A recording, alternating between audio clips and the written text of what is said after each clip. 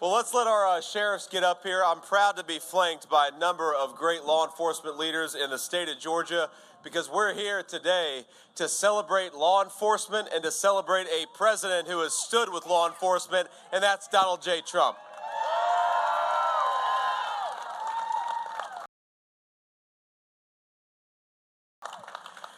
Now, we ought to remember here that we have the best country in the world. We got the best workers in the world. We've got the best people in the world. We've got the most beautiful and most abundant natural resources in the world. But the one thing that we have got to do to fix this country is fix the leadership. Because as much as we've got incredible blessing and incredible bounty, we have got a screwed up vice president calling the shots. And I think it's time to fire Kamala Harris, not to give her a promotion.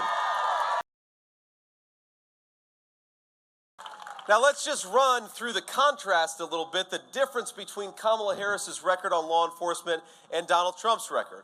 Now Kamala Harris, she wanted to make sex crimes with minors a nonviolent offense, which means more of these sickos out on the streets of our country. Do we want that? Absolutely not. Kamala Harris wanted to defund the police. She said it on video. Do we want to defund the police? Kamala Harris wants to make it easier for soft-on-crime prosecutors to go after our law enforcement. Do we want that? So do we want Kamala Harris as the prosecutor-in-chief of this country? No, we want Donald J. Trump, and that's exactly what we're going to do.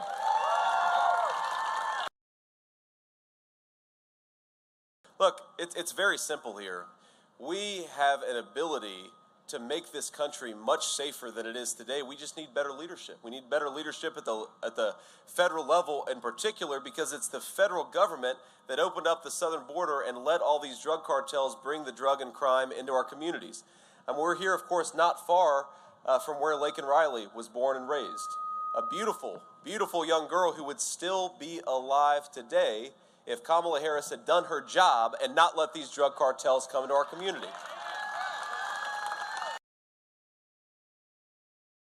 And why did the drug cartels manufacture them like that?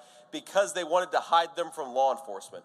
And we know what's going to happen is if a pack of that candy finds its way into our communities or into our playgrounds, some kid, through no fault of their own, is going to pick up a piece of candy and it is going to take their lives from them. And I don't want that to be my child, and I don't want it to be your child either. And that's why we have to fight to change leadership in this election. Think about how sick you would have to be to manufacture drugs that look like children's candy, and think about how sick Kamala Harris has to be to let those people do business in our country instead of throwing them the hell out of our country, which is exactly what we should be doing.